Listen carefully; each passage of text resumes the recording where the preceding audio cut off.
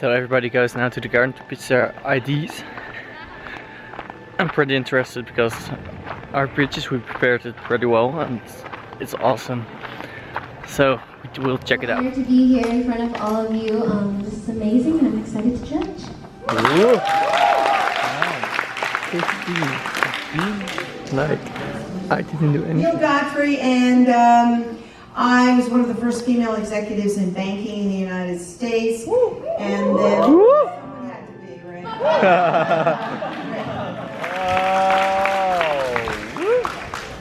Hi, my name is Emily Eldridge, and I don't want to introduce myself after these people. Good Lord. I haven't been on Oprah yet, but maybe, I don't know. My name is Emily Eldridge. Actually, my expertise is freeing people of their inner demons, of their inner blocks, their blocked, blind spots, blocks, triggers, anything that gets in the way of you feeling fully at peace and fully empowered. I created a technique that within 2 hours or less can, if you've got an inner critic in your head, it's gone within 2 hours.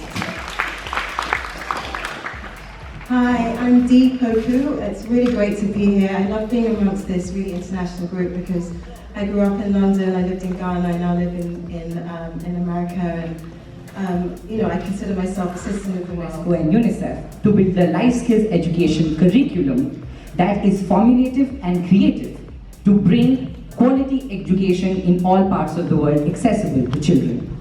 The life skills will include but are not limited to self-awareness, critical and creative thinking, communication, and emotional literacy. The curriculum will be made accessible through one of the world's most oldest and trusted technology, the radio. Did you know that 95% of world's population listens to the radio? And in developing countries, around 75% households have a radio each. If we plan to start with countries like Pakistan, India, and Nepal, I'm happy to share that in rural areas, 98% of people rely on radio for educational and informational programming.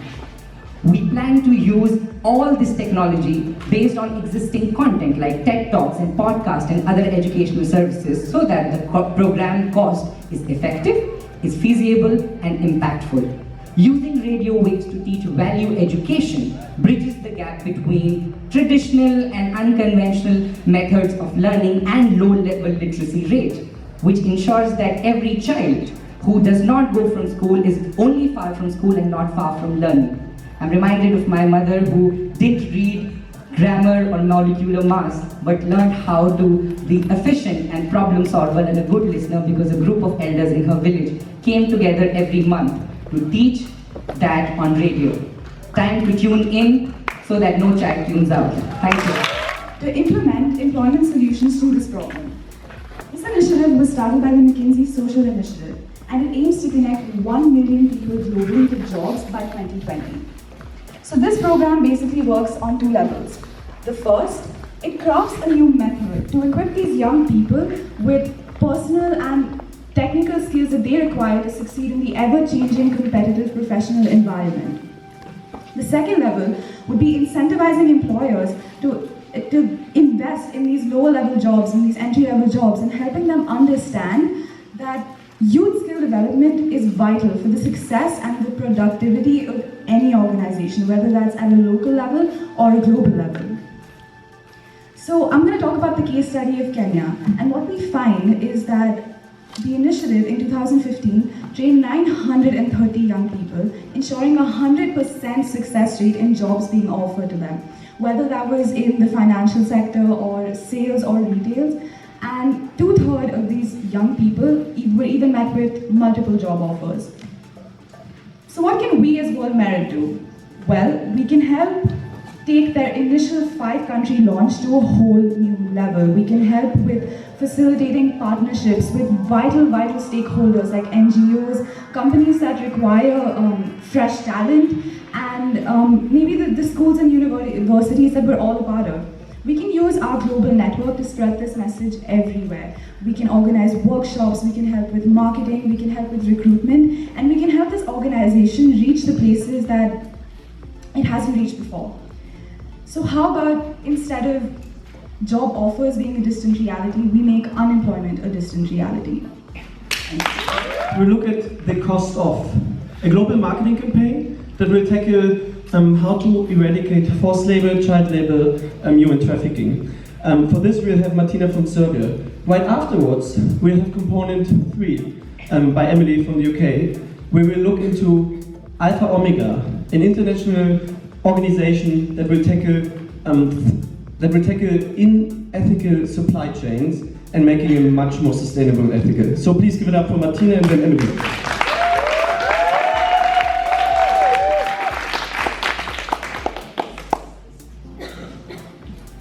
Let me tell you a story about 2 girls. Both of them are 10 years old. Both are named Sarah. First, Sarah is sitting in a beautiful park, surrounded with her friends, just like any 10-year-old. The other Sarah, however, is working in a clothing factory. Her parents forced her to work there because they needed help with family income. Just a day ago, one of her friends from the factory had to work so hard she collapsed and never woke up. The Cost Off is a marketing campaign that aims to raise awareness among consumers about the use of forced labor in supply chains of companies worldwide. By telling authentic stories and sharing the cost of hashtag, we want to educate consumers what is the real cost of items that we are purchasing every day. We hope that this campaign will create a permanent, lasting shift in consumer behavior and in such way to transform the supply chains of companies worldwide. Each month, we want to focus on a specific topic from the entire universe of forced labor via online and offline channels.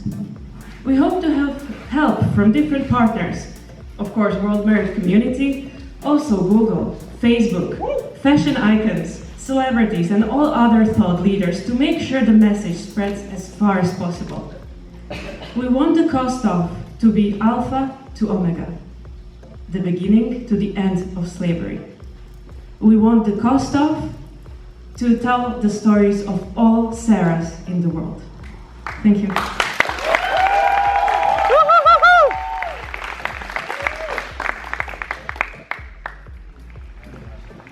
There are 165 million child laborers working in our global ecosystem. That's more than 50% of the US population. While the Cost Of is the start to our campaign, it's not enough alone. That's why today we are so excited to share the Alpha Omega Initiative. The Alpha Omega Initiative has 2 parts to the solution. So the first part here is going to be the Alpha Omega Alliance. The Alpha Omega Alliance is an ethical certification process to really streamline global fashion apparel brands. How do we do this? The first step is to identify and certify already companies that are really impactful in this network. So ethical brands are going to receive our certification. Secondly, we are the ones that are going to develop the ethical industry standards. That way, we can ensure it's best practice. The second part that we're going to be looking at is the Alpha Omega Consulting Group. The Alpha Omega Consulting Group is a huge opportunity. What we're able to do is help our clients negotiate with their key stakeholders to not only create, but retain and further develop value within their supply chain. How do we do this? The first process is by developing awareness. Our consultants will go out, investigate, understand what their supply chain is offering. Secondly, we will analyze this, understand how we can make it better.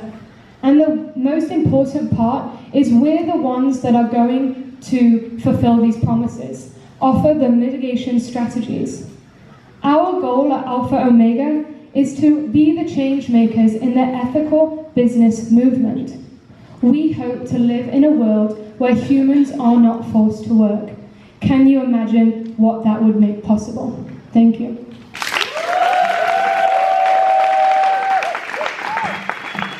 Who are wearing ethical brands. Do you know what I mean? I feel like you would get a lot more buy-in from consumers and celebrities. Because not very many people want to sort of name and shame Nike, because, you know, until it reaches critical mass, they don't really want to be the ones to sort of put themselves out there, whereas they will proudly declare that they are supporting something good. 1, 2, 3, go!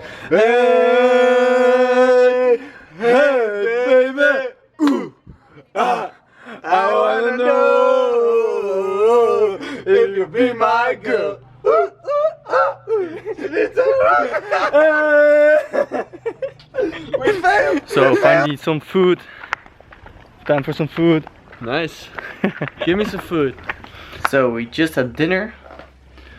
I just made up, and now I go to playground where we are going to have some speeches. I listen to them and see what they are going to happen. My life so far, and I'm sure it will carry on forever. But what's very interesting is that this approach to life, I realized that my passion can come through any channel and any avenue, and it happened to be sparked by an illness. My dad was diagnosed with type 2 diabetes when I was around 8 years old, and for our family, and for most families who deal with this, it can be very scary. It's not taken care of properly, you can easily lose a limb, die, become blind, things that are very debilitating. And so learning this was a shock for me and my family. And as an 8-year-old, you're like, oh my gosh, this is crazy. I mean, you know, I couldn't imagine a life without my family as a whole. And so learning this, go to the doctor, and the doctor prescribes you with medication. Okay, you have to work yourself every day and do this, because there's really nothing else I can recommend for you to do to get rid of it. You're just gonna have to stick with it for the rest of your life. But my mom, she really wanted to see if there was something else we could do. Our family, we're always thinking outside of the box. My parents are both from Jamaica, so I'm international here. They're both from Jamaica, so I've always been really involved in super delicious foods, amazing flavors, and cooking. And so when my mom discovered that food was not only the cause but the cure of type 2 diabetes, she really pushed hard for my dad to just trust us and to go on this journey. And so for a couple of years, our family began to learn about healthy eating, getting more exercise, and then started watching documentaries about the food industry, reading food labels, and all of this. And I was just 8, and I was like, oh my gosh, everything's a lie, right? It was very overwhelming, but at the same time, it was so enlightening. And so throughout this, I really got a grasp for loving to cook, but not just cook food, but healthy food and making them taste delicious. And what we experienced was a reversal of my dad's type 2 diabetes within a couple of years of really hard work, but it was worth every second.